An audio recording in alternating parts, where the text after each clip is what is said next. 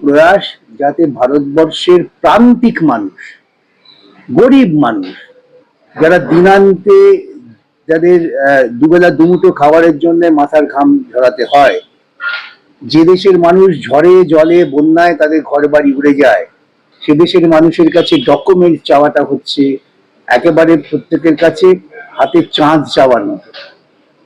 কিন্তু এটা পরিকল্পনা করে এগুলো করছেন যে একটা অশান্তি হবে, মানুষ বিদ্রোহের মোড়ে চলে যাবেন। আর বিজেপি ভাবছে এই প্রান্তিক মানুষের ভোট বাদ গেলে পরে তাহলে আমার পক্ষে সুবিধাবোধী ভোগী যে মানুষ, যে গোষ্ঠী আছেন তাদের ভোটটা আসবে।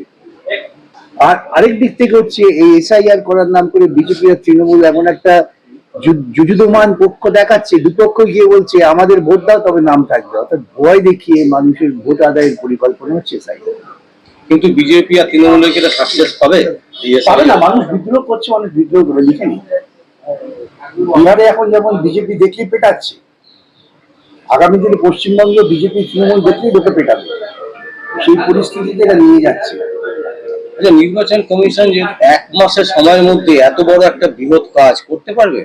হ্যাঁ, আমি দিচ্ছি, পারবে না তো। হঠাৎ নির্বাচনের আগে কেন? আমি বুঝতে পারছি নির্বাচন কমিশন কি ঘুমিয়ে থাকেন নাকি? আমরা স্কুল কলেজ জীবনে ওই পরীক্ষার ঠিক আগের দিন পাশ করার জন্য পড়াশোনা করতাম, সেটা দিয়ে তো প্রশাসন চলে না সেভাবে। নির্বাচন কমিশনটাকে নিয়োগ করলো কে? মোদি। মোদির উদ্দেশ্য কি? মোদির উদ্দেশ্য হচ্ছে ব্রাহ্মণ্যবাদ প্রতিষ্ঠা করা, উচ্চ বর্ণের লোক থাকবে,